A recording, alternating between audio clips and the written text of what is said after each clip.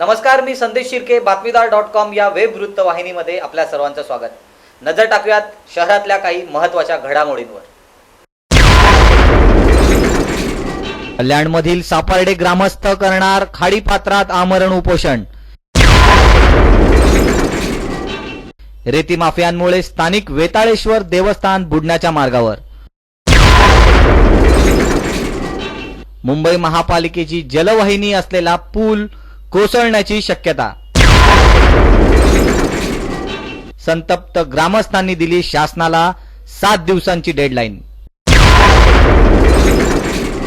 स्थानिक पोलीस आणि तहसीलदार धृतराष्ट्राच्या भूमिकेत. जे चित्र आपण आता आपल्या डोळ्यांनी पाहताय हे आहे कल्याण डोंबिवली महापालिका हद्दीतील सापर्डे गावच्या खाडी किनाऱ्यालगतचं. ज्या पद्धतीने या ठिकाणी अवैध रेती उपसा सुरू आहे ते पाहून आपल्यालाही आश्चर्यच वाटेल, कारण या रेती माफियांना कोणाचंच भय नाहीये.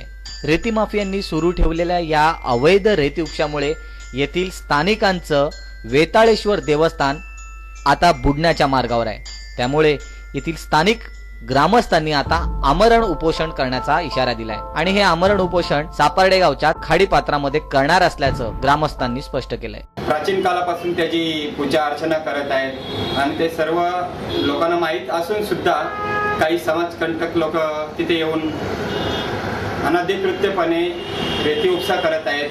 त्याच्यामुळे आमच्या देवालाच नव्हे तर आमच्या स्वतःच्या घरच्या माणसाला जशी इजा होत आहे तशा त्या देवस्थानाला इजा होत आहे. त्याच्यामुळे शासनाने याची लवकरात लवकर खबरदारी घ्यावी. त्याचे आम्ही वारंवार त्यांच्याशी पत्रव्यवहार केलेला पण आहे शासनाचा. जर त्यांनी लवकरात लवकर इथपर्यंत काही काळजी नाही घेतली त्याची तर आम्ही लवकरात लवकर उपोषणाला बसणार आहे. आमरण उपोषण करू खाडीत जाऊन आम्ही.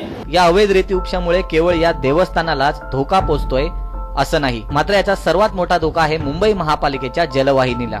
ही जलवाहिनी ज्या सरवली ब्रिज वरून जाते त्या ब्रिज पासून अगदी हाकेच्या अंतरावर बिनबोभाटपणे अवैध रेती उपसा सुरू आहे. मात्र याकडे देखील प्रशासन दुर्लक्ष करतंय असा आरोप येथील ग्रामस्थांनी केलाय. बीएमसीची पाईपलाईन गेलेली आहे आणि ती पाईपलाईन पूर्ण मुंबईला पाणी पुरवठा करत असते. नदी किनारीला पुलाच्या साईडला डेझरचं आपलं पोखलं सर्व आणि ते फुटबॉल मशीन सर्व चालू असतं, सातत्याने चालू असतं. ती पाईपलाईन तुटली तर भरपूर प्रमाणे जीवितहानी वित्तहानी होऊ शकतो आणि मुंबईला कमीत कमी मला वाटतं 8-10 महिने का वर्षभर सुद्धा पाणी पुरवठा होऊ शकत नाही. या दोन्ही प्रकरणी राज्य सरकारने अथवा संबंधित प्रशासनाने दुर्लक्ष केलं तर येणाऱ्या काही दिवसात याचे परिणाम संबंधित ग्रामस्थांनाच भोगावे लागणार आहेत. देवस्थानावर सरत चाललंय, ढसलत चाललंय, पुढ्या पाण्याने पावसाने ढसलत चाललंय. का याच्यासाठी गाव लोकांनी सर्व आमदार खासदार या लोकांनी या केला पाहिजे. कारण आपण महिन्यापासून आम्ही त्यांना करतो का हे बंद करा का आमचं देवस्थान ढकलत चाललंय की तरी पण ते काय बंद करत नाही. त्यांचा अत्याचार वाढतच चाललाय. त्यामुळे प्रशासनाने योग्य ती कारवाई